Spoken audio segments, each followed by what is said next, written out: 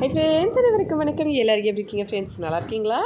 காலையில் குளித்து முடித்த அப்புறமா வீட்டுக்கு வந்து இந்த மாதிரி ஸ்டீல் பாத்திரத்துலேயே தண்ணி கொண்டு வந்துடுவேன் சாமி பூஜை பண்ணுறதுக்கு. குளிச்சுட்டு வரும்போது அதுக்கப்புறம் குடிக்கிற தண்ணியும் இன்னொரு பக்கெட்டில் கொண்டு வந்துடுவேன். பக்கெட்டில் வந்து பிளாஸ்டிக் பக்கெட்டில் இருக்க தண்ணியை வச்சு மூடி வச்சுருவேன். அதுக்கப்புறமா இந்த ஸ்டீல் பக்கெட்டில் இருக்க ஸ்டீல் பாத்திரத்தில் இருக்க தண்ணியை சாமி பூஜை பண்ணுறதுக்காக, சாமி துடைக்கிறதுக்கு, அம்மி கழுவுறதுக்கு, துளசி செடி கழுவுறதுக்கு, இதுக்கு எல்லாத்துக்குமே பயன்படுத்திப்பேன். நான் பூஜை பண்ணிகிட்டு இருந்தேன். அதுக்குள்ளே வந்து எங்கள் மாமியார் வந்து தலை வாரிட்டு இருந்தாங்க. பசங்களுக்கும் எண்ணெய் தேய்ச்சி விட்டாங்க தலையில், கை காலெல்லாம். ஒடிஷாவில் வந்து எப்போவுமே எண்ணெய் தலையில் வச்சாங்கன்னா இந்த மாதிரி கை கால் ஃபுல்லாக வந்து தேய்ச்சி விட்டுருவாங்க. எங்கள் பையன் வேண்டாம் வேண்டாம் சொல்லிகிட்டே இருந்தான். எங்கள் மாமியார் கேட்கவே இல்லை. கை கால்லையும் எண்ணெய் தடவி விட்டால் தான் மண்ணில் விளையாடுறதுனால மண் வந்து ஒட்டிக்கொள்ளிங்களா, அதனால் வந்து இந்த மாதிரி பூசி விடுவாங்க. சிட்டி சைடில் அந்த மாதிரி இல்லை. கிராமத்தில் வந்து பசங்க என்ன பண்ணுவாங்க, எப்போவுமே மண்ணிலே விளையாடிட்டே இருப்பாங்க. அதனால தான். அதுவும் இல்லாமல் எங்கள் பையன் வந்து பெரியவன் கண்டிப்பாக வந்து விளையாடியே ஆகணும்னு சொல்லி இந்த கோலி விளையாடுறது, அதுக்கப்புறம் பேட்டு, பாலு, பேட்மிட்டன், இது எல்லாமே வந்து விளையாடுவான். லீவ் டைமில் மட்டும்தான். ஸ்கூல் டைமில் லீவே போட மாட்டாங்க பசங்க. கரெக்டாக ஸ்கூலுக்கு வந்து வந்துடுவாங்க. ஆனால் சின்ன பையன் வந்து வீட்லேயே தான் சுற்றிட்டே இருப்பான். வீட்டில் விளையாடிட்டு வீட்டிலே இருப்பான். லைட்டாக தான் வெளியே போய் விளையாடுவான். ஆனால் பெரிய பையன் எப்போ பார்த்தாலும் வெளியே தான் விளையாடுவான். காலையில் 7 to 9 வரைக்கும் டியூஷன் இருக்குது. அப்புறம் 10 மணிலேருந்து 4 மணி வரைக்கும் ஸ்கூலு. அதுக்கப்புறம் உடனே 4 மணிக்கு கிளம்பி டியூஷன் போயிட்டு 6 மணிக்கு தான் வீட்டுக்கு வருவாங்க. அதுக்கப்புறமா வந்துட்டு டியூஷனோட இந்த எழுத கொடுத்துருப்பாங்க இல்லையா, ஹோம்ஒர்க், அதெல்லாம் எழுதுறதுக்கு கிட்டத்தட்ட ஒரு 2 மணி நேரம் ஆகிடும், 8 மணி போல். அதுக்கப்புறமா பசங்க சாப்பிட்டுட்டு தூங்கிட்டு மறுபடியும் காலைல 6 மணிக்கு எழுந்திருவாங்க. இதே மாதிரி ரொட்டைன் இருந்தது. இப்போ சென்னையில் ஒரு 3 மாதம் இருந்ததுனால நல்லா கொஞ்சம் சுற்றிட்டு வந்தாங்க. நான் அதுக்குள்ளே சாமி பூஜையும் பண்ணி முடிச்சிட்டேன். ஆனால் இன்றைக்கி ஞாயிற்றுக்கிழமைனால நிறைய துணி வந்து சேர்ந்துருந்தது. தினமும் துணி துவைச்சிருவேன். குளிக்கும்போது எப்படியும் எனக்கு கரெக்டாக 1 hour ஆகிடும். ஏன்னா நான் குளிக்கும்போதே துணியெல்லாம் முன்னாடி நாள் யூஸ் பண்ணுறத அப்போ காலையிலே வந்து குளிக்கும்போதே எல்லா துணியும் துவைச்சிருவேன். இப்போ 2 நாள் மழையாக இருந்ததுனால நான் அப்படியே சேர்த்து வச்சதேன். அதோட கிளைமேட் லைட்டாக சேஞ்ச் ஆனோடனே எனக்கு கோல்டு பிடிக்கிற மாதிரி இருக்குது. என் உடம்பு சரியில்லைனால பையன் வந்து நானே தூக்கிட்டு வரேன்னு சொல்லிட்டு அதை கொண்டு வந்தால் நான் வேண்டான்னு சொன்னால் கூட கேட்குறதே இல்லை. நான் தான் காய வைப்பேன்னு சொல்லிட்டு, அவருக்கு எல்லாமே விளையாட்டு தான், அதனால் விளையாடிட்டே அப்படியே காய வைக்கிறேன்னு சொல்லிட்டு இங்கே காய வச்சுட்டுருக்காரு. அது இந்த இடம் வந்து கோலி விளையாடுறதுக்காகவே ஸ்பெஷலாக ரெடி பண்ணி வச்சுருக்கான். அந்த இடத்துல ஃபுல்லாக வந்து மழை வந்து நல்லா சாஃப்ட் ஆயிடுச்சு. அதை அப்படியே தட்டி விட்டுட்டு இன்னும் கொஞ்சம் அதுக்கப்புறமா அது மேலே நல்லா வந்து தட்டிக்கிட்டே இருக்கான் அடிக்கடிக்கு நம்ம தொடப்பை வச்சு. அது மாதிரி பண்ணுறதுனால அந்த இடம் நல்லா சாஃப்ட் ஆகிடுச்சுன்னா கோலி விளையாட ஈஸியாக இருக்கும்னு சொல்லி, வெயிலில் போக முடியலனால எங்கள் வீட்டில் பின்னாடி வந்து இந்த மாதிரி பச்சை கலர் துணி வந்து கட்டியிருக்கிறதுனால அந்த இடம் கொஞ்சம் வெயில் இல்லாமல் இருக்குல்ல, அங்கே விளையாடுறதுக்கு தான் பிளான் பண்ணிட்டுருக்காரு. அதோட கூடவே வெளியிலலாம் சுற்றிக்கிட்டு வரதுனால இப்படியே விளையாடிட்டு வீட்டில் எப்போ பார்த்தாலும் நல்லா இங்கேயும் அங்கேயும் எதில் கை வச்சாலும் விளையாட்டாக தான் இருப்பான். இப்போ சாப்பாடுக்கு வந்து நான் நேற்று வந்து இந்த வீடியோவில் காமிச்சிருப்பேன். ரொட்டைனில் பிரசாதம் கோயிலேருந்து சுடா, அதாவது அவல். இதில் வந்து என்னென்ன போட்டிருப்பாங்கன்னா அவல், சர்க்கரை, தேங்காய் துருவல், அதுக்கப்புறம் கொய்கொரா அப்படின்னு சொல்லிட்டு. கொய்கொரா அப்படின்னா நெல் இருக்குது இல்லைங்களா, அந்த நெல்லை வந்து அடுப்பில் கடாய் வச்சு அதில் மண் போட்டுட்டு மண் சூடானோடனே நெல் போட்டுருவாங்க. நெல் வறுத்துட்டு வறுக்கும் போது அது பொரிஞ்சு அப்படியே நெல்லுலேருந்து வெளியில் வரும், பஃப்னு இருக்கும். அதை எடுத்து தான் கொய்கொரா அப்படின்னு சொல்லிட்டு ஒரு பிரசாதம் செய்வாங்க. உங்களுக்கு தெரிஞ்சுக்கணுன்னா கமெண்ட்ஸில் சொல்லுங்கள், நம்ம அப்லோட் பண்ணலாம். இந்த அவல் வந்து எங்கள் பெரிய பையனுக்கு இந்த மாதிரி சாப்பிட்றது பிடிக்கும், அதனால் அவனுக்கு இந்த அவல். சின்ன பையனுக்கு வந்து வெறும் அவல், பிஸ்கட்டு, அமுல் இந்த மாதிரி சர்க்கரை போட்டு கொடுத்தா அவன் சாப்பிடுவான். அவருக்கு இந்த மாதிரி செஞ்சால் இந்த டைமில் சாப்பிட மாட்டேன். ஈவினிங் டைமில் எப்போயாச்சும் சும்மா லைட்டாக சாப்பிடணுன்னா தட்டில் போட்டு கொஞ்சம் கொஞ்சமாக சாப்பிடுவான். ஏன்னா அந்தளவுக்கு விரும்பி சாப்பிட மாட்டான். இப்போ பெரிய பையனுக்கு வந்து இந்த அவல் இன்னும் கொஞ்சம் போடணும்னு சொல்லிட்டு அவரே அள்ளி சாப்பிட்றாரு. ஆனால் சாப்பிட்டு முடிக்கும் போது அது எப்படியும் கொஞ்சமாக மிச்சமாக தான் வச்சுருப்பாங்க. இப்போ இதில் பால் பவுடர் சேர்த்த அப்புறமா இதில் தண்ணி ஊற்றி கலந்துக்கணும். இதுவே பால் இருந்ததுன்னா நம்ம வெறும் பால் வந்து சேர்த்துட்டு கலந்துக்கலாம். இந்த அவலில் வந்து அவல், சர்க்கரை, அதுக்கப்புறம் பால் பவுடர் சேர்த்துருக்கேன். இதில் பிஸ்கெட்டும் வாழைப்பழமும் போட்டிருந்தா இன்னும் நல்லாயிருக்கும். கடைக்கு போய் வாங்கிட்டு வர சொன்னால் வேண்டாம், நான் எனக்கு அப்படியே கொடுங்கன்னு சொல்லி கேட்டார். ஏன்னா ஜஸ்ட்டு லைட்டாக சாப்பிட்டு விளையாடுறதுக்கு டைம் ஆயிடுச்சு. சண்டேனால சுத்தமாக வீட்டில் வந்து உட்காரதுக்கு பேச்சே கிடையாது. அதனால் சீக்கிரமாக சாப்பிட்டுட்டு கிளம்பணும். பெரிய பையனும் எப்படி வந்து வெளியில் பசங்களாம் நின்றுட்டு கூப்பிட்டுட்டே இருக்காங்க, விளையாடணும் சொல்லிட்டு. அதனால் பார்த்துட்டு சீக்கிரமாக சாப்பிட்டு கிளம்புறதுக்காக பார்க்குறாங்க. இந்த பக்கம் அவங்க சாப்பிட்றதுக்குள்ளே நான் பசங்களுக்கு சாப்பாடு கொடுத்துட்டு இப்போ ஹஸ்பண்டுக்கு வந்து சாப்பாடு கஞ்சி தான் சாப்பிடுவாங்க காலையில். அதனால் வந்து நான் கத்திரிக்காயும் தக்காளியும் இன்றைக்கி நம்ம இந்த மாதிரி கடாயில் போட்டுட்டு கொஞ்சம் வறுத்துட்டு செஞ்சோம்னா நல்லா டேஸ்ட்டாக இருக்கும். அந்த மாதிரி செய்ய போகிறேன். நம்ம சேனலில் கிட்டத்தட்ட ஒரு 4 வருஷம் முன்னாடியே நான் வந்து இந்த சைட் டிஷ்ஷை அப்லோட் பண்ணியிருக்கேன்.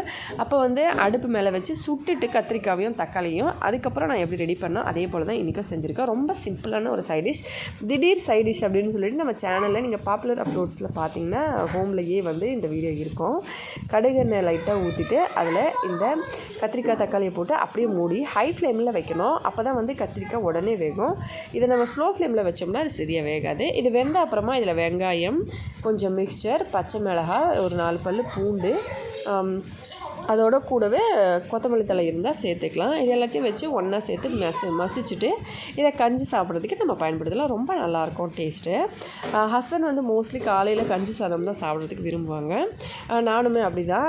அந்தளவுக்கு வேறு எதுவும் சாப்பிட்றதுக்கு இன்ட்ரெஸ்ட் வராது. இன்றைக்கி சளி பிடிச்சிருக்கனால ஹஸ்பண்ட் வேண்டான்னு சொன்னாங்க கஞ்சி குடிக்கிறதுக்கு. ஆனால் எனக்கு மனசு கேட்கலை. நான் பார்த்துட்டு தான் இருக்கேன். தோசை வந்து நான் நேற்று நைட்டு சமைக்கும்போது மாவு கொஞ்சமாக இருந்தது. ஜஸ்ட்டு ஒரு 3 தோசை போல் வந்தது. நான் வந்து ஒரு தோசை சாப்பிட்லான்னு ட்ரை பண்ணுறேன். ஏன்னா கஞ்சி சாப்பிட்றதுலேயே மனசு இருக்கிறதுனால பசங்க பெரிய பையனுக்கு இந்த தோசையை வச்சிடலான்னு பார்த்தேன். ஆனால் 3 இருக்குது, அவன் சாப்பிட மாட்டான். அதனால் நான் வந்து ஒரு 1.5 தோசை போல் சாப்பிடுவேன். இதை சாப்பிட்றதுக்கு இந்த சைட் டிஷ் பாருங்கள் ரொம்ப நல்லாயிருக்கும். இதோட டேஸ்ட்டு அந்த வாசனை வந்து கடுகு நிலத்தை நம்ம சுட்டெடுக்கும் போது ரொம்ப நல்லாயிருக்கும். இப்போ வந்து இந்த மாதிரி தோசையோடு சேர்த்து நான் இதை சாப்பிட்டுட்டேன். ஹஸ்பண்டும் சின்ன பையனும் வந்து ஏற்கனவே ரெடி பண்ணியிருந்தேன் கஞ்சி சாதம் வந்து ஒரு ஃப்ரெண்ட் கமெண்டில் சொல்லியிருந்தாங்க, நீங்கள் தயிர் சேர்த்து சாப்பிட்டிங்கன்னா இன்னும் நல்லாயிருக்கும்னு சொல்லி. தயிர் வந்து சேர்க்க மாட்டோம் ஃப்ரெண்ட்ஸ். ஏன்னா இன்றைக்கி மத்தியானம் ஒரு 11 மணிக்கு சமைக்கிற சாதத்தை நாளைக்கு 11 மணிக்கு நீங்கள் சாப்பிடும்போது அதோட புளிப்புத்தன்மை அதிகமாக இருக்கும். இதில் தயிர் சேர்த்திங்கன்னா இன்னும் புளிப்பாயிடும். நமக்கு அப்படியே வந்து நம்ம சாப்பிட நல்லாயிருக்கும். ஹஸ்பண்டும் சின்ன பையனும் சாப்பிட்ட உடனே அப்படியே அந்த கஞ்சி ஆட்டை போட்டு அதில் கொஞ்சமாக உப்பு தண்ணி சேர்த்து அந்த கஞ்சி மேலே தான் எனக்கு கண்ணு ஃபுல்லாக இருந்தது. ஏன்னா நான் அது ஒரு பழக்கமாகிடுச்சு அது சாப்பிட்றதுக்கு. வேறு என்ன சாப்பிட்டாலுமே ஒரு சில டைமில் சாப்பிடணும். எனக்கு லைட்டாக சளி பிடிச்சிருக்கிறதுனால ஜஸ்ட் கொஞ்சமாக தான் சாப்பிட்டேன். தோசை சாப்பிட்டுட்டு அது மேலேயே கொஞ்சமாக கஞ்சி சாப்பிட்டுட்டு அதுக்கப்புறம் மத்தியானம் சமையல் வேலை ஆரம்பிச்சிட்டேன். வீடெல்லாம் பெருக்கி தண்ணி எல்லாம் முடிச்சுட்டு சாமானெல்லாம் கழுவிட்டு அதுக்கப்புறமா இந்த மாதிரி குக்கரில் ஒரு 4 உருளைக்கிழங்கு கட் பண்ணி போட்டு ஒரு கப் அளவுக்கு துவரம்பருப்பு சேர்த்து இந்த அளவுக்கு தண்ணி வச்சு இதில் மஞ்சத்தூள் உப்பு சேர்த்து ஒரு 2 தக்காளியை போட்டு இதை 2 விசில் ஹை ஃப்ளேமில் வச்சு எடுத்துக்கணும். சண்டேனால ஆப்வியஸ்லி கண்டிப்பாக மீன் தான். ஏன்னா எனக்கு மீன் பிடிக்கும்னால ஹஸ்பண்ட் மோஸ்ட்லி வாங்கிட்டு வருவாங்க. ஆனால் ஹஸ்பண்டுக்கு வந்து மீன் அந்தளவுக்கு நான்வெஜ் மேலே இன்ட்ரெஸ்ட் இல்லை. வெஜிடேரியன் ஐட்டம்ஸ் இந்த கீரை, சாம்பார், அதுலேயும் முக்கியமாக சென்னை ஸ்பெஷல் வந்து சாம்பார் தான் விரும்பி சாப்பிடுவாங்க. சாம்பார், ரசம் இந்த மாதிரி ஐட்டம்ஸ்லாம் விரும்பி சாப்பிடுவாங்க. அதோட கீரை ஐட்டம்ஸும் சாப்பிடுவாங்க.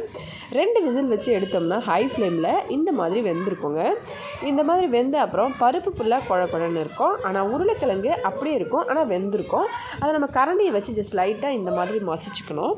இப்போ ஒரு கடாயில் இந்த மாதிரி எண்ணெய் ஊற்றி எண்ணெயில் கடுகு, சீரகம், காஞ்ச மிளகா இதெல்லாம் போட்டு வாசனை வரதுக்காக போட்டுட்டு வெங்காயம், காஞ்ச மிளகா போட்டு வதக்கி அதில் வறுத்து வச்சுருக்க மீன், நான் நிறைய வந்து வீடியோஸ் லாக் பண்ணும்போது மீன் வறுத்து தான் வீடியோ போடுறேன். அதனால் நான் இன்றைக்கி அப்படியே போடுறேன். அந்த மாதிரி போட்டாலுமே வீடியோ போர் அடிச்சிடும் தினமும் ஒரே மாதிரி பார்க்குறதுக்கு. அதனால் நான் வறுத்ததை காமிக்கல. இந்த மாதிரி வறுத்து சேர்த்துட்டு இதில் மஞ்சத்தூள், மிளகாத்தூள், சிக்கன் மசாலா இல்லைன்னா தனியாத்தூள், சீரகத்தூள் சேர்க்கலாம். இது எல்லாத்தையும் ஒன்றா சேர்த்து நல்லா கலந்து கொஞ்சம் நேரம் வதங்க விட்டு ஏற்கனவே வேக வச்சுருக்க பருப்பு தண்ணி எடுத்து அப்படியே இதில் ஊற்றிக்கலாம். நான் குக்கருக்கு மாற்றிக்கிறேன். அதை மூடி வைக்க ஈஸியாக இருக்கும். பூனை வந்து சாப்பிடாது. இல்லைனா வந்து பூனை தட்டிக்கிட்டே இருக்கும், கடாயை வந்து கவுத்து விட்டோம், ஏதாவது ஒன்று பண்ணோம். அதனால் அதுக்கப்புறமா ஜஸ்ட்டு லைட்டாக அடுப்பு மேலே வச்சு ஒரு கொதி வந்த உடனே இதில் ஏற்கனவே நம்ம அரைச்சி வச்சுருக்க கடுகு, சீரகம் இந்த மாதிரி வெறும் கடாயில் அரைச்சி பவுடர் பண்ணோம் இல்லைங்களா, அதை கொஞ்சமாக சேர்த்து கொத்தமல்லி தழை இருந்தால் சேர்க்கலாம். என்கிட்ட இல்லை கொத்தமல்லி தழை. நான் அப்படியே அடுப்பை ஆஃப் பண்ணி கொஞ்சமாக கரம் மசாலா தூவி இறக்குறேன். அவ்வளோதான் ஃப்ரெண்ட்ஸ். இதுக்கு பேர் வந்து பேசர்னு சொல்லுவாங்க. ஆனால் வெங்காயம் வதக்கும் போது இஞ்சி பூண்டு பேஸ்ட் ப்ளஸ் தக்காளி போட்டு நல்லா வந்து மிக்ஸ் பண்ணிவிட்டு அதில் மீன் போட்டு கலந்தும் செய்வாங்க. நான் வந்து இன்றைக்கி இந்த மாதிரி சிம்பிளாக செஞ்சுருக்கேன். அதுக்கப்புறம் சாதம் வந்து புழுங்கல் அரிசி சாதம் லேட் ஆகும், கேஸில் செய்யலை. நான் வந்து அடுப்பில் சமைக்கிறேன். ஏன்னா இன்றைக்கி பச்சரிசி சாதம் இல்லை, புழுங்கல் அரிசி சாதம் செய்கிறேன். அதுவும் இல்லாமல் மழை வந்திருக்கிறதுனால கொஞ்சம் விறகுலாம் ஓரளவுக்கு கொஞ்சம் காஞ்சிருந்தது, செய்கிறது கரெக்டாக இருந்தது. ஆனால் வெயில் மட்டும் சொல்லவே முடியலைங்க. மழை வந்தாலுமே கூடவே வெயிலும் சேர்ந்து காயுது.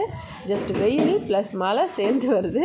நான் உட்காந்துட்டு சாதம் மட்டும்தான் அடுப்பில் செஞ்சேன். இதே குழம்புலாம் செய்யணுன்னா ரொம்ப டைம் எடுத்திருக்கோம். சாதம், அதுக்கப்புறமா மீன் குழம்பு ஏற்கனவே நான் செஞ்சு காமிச்சேன் இல்லைங்களா, அந்த மாதிரி தான். இப்போ மீன் குழம்பு நான் என்ன சமைச்சாலுமே ஹஸ்பண்ட் மீன் வந்து 1 கிலோ வாங்கிட்டு வந்தாங்க. கட்லா மீன், அதுக்கப்புறம் மத்தி மீன் வந்து 1/2 கிலோ. அதில் பாதி 1/4 கிலோ ப்ளஸ் 1/2 கிலோ கட்லா மீன் சேர்த்து அந்த பக்கம் வீட்டில் கொடுத்துட்டேன். மீதியை வந்து தான் நான் குழம்பு செஞ்சேன். அந்த மீதி குழம்பு செஞ்ச அப்புறமா கொஞ்சம் குழம்பு ப்ளஸ் மீனோடு சேர்த்து மீன் வறுவலும் அந்த பக்கம் வீட்டுக்கு மறுபடியும் கொடுத்துருவேன் சமைச்சா உடனே. இப்போ குழம்பு வந்து கொஞ்சம் ஊற்றி எடுத்து வச்சுருக்கேன். ரசம் வந்து நான் ஏற்கனவே செஞ்ச ரசம் கொஞ்சமாக இருக்குது. ரசம் வந்து வச்சு சாப்பிட்ணுன்னு சொல்லி ஹஸ்பண்ட் வந்து ஃபஸ்ட்டு மத்தி மீன் வந்து புளி கரைச்சி ஊற்றி தான் குழம்பு செய்ய சொன்னாங்க. சரி, நான் வந்து இந்த மாதிரி செய்யலாம், ரொம்ப நாள் ஆச்சுன்னு சொல்லிட்டு இந்த மாதிரி செஞ்சுட்டு மத்தி மீனை அப்புறமா செய்யலாம் இன்னொரு நாளைக்கு அப்படின்னு சொன்னேன். அதனால் சரி பரவாயில்லன்னு சொல்லிட்டு இந்த மாதிரி, ஏன்னா வெயிலும் ஜாஸ்தியாக இருக்குது, புளி நிறைய சேர்த்துக்க வேண்டாம் அப்படின்னு சொல்லிட்டு ரசம் வந்து வச்சுட்டு இதை செஞ்சோம். அதுக்கப்புறம் மாமனார் வந்து கோயிலேருந்து பிரசாதம் கொண்டு வந்தாங்க. பிரசாதத்தை வந்து எடுத்து வச்சு இதோட வந்து நம்ம குழம்பு சேர்த்து சாப்பிட்டுக்கலாம். நைட்டுக்கு இதே சாதம் வந்து ரொம்ப அதிகமாக இருக்குது. அதை வந்து அப்படியே தண்ணி ஊற்றி மிக்ஸ் பண்ணி வச்சுட்டு நைட்டுக்கு வந்து அந்த கஞ்சி நல்லாயிருக்கும். அதுக்கு மீன் வறுவலை வச்சு நாங்கள் சாப்பிட்டுக்குவோம் ஃப்ரெண்ட்ஸ். அவ்வளோதான். இன்னைக்கு விளாக் வந்து மீன் குழம்பும் ப்ளஸ் மீன் வறுவலை கொடுத்துனோம். அதே போல் அந்த பக்கம் கட்லா மீன் கொடுத்துருக்கேன். மீன் அதை வந்து குழம்பு செஞ்சுருப்பாங்க, இருந்தாலும் டால்மா வந்து செய்வாங்க. அதனால் டால்மாவும் இந்த குட்டி குட்டி மீனோட வறுவலும் கொடுத்து அமைச்சிருந்தாங்க. அந்த பக்கம் சமைச்சது.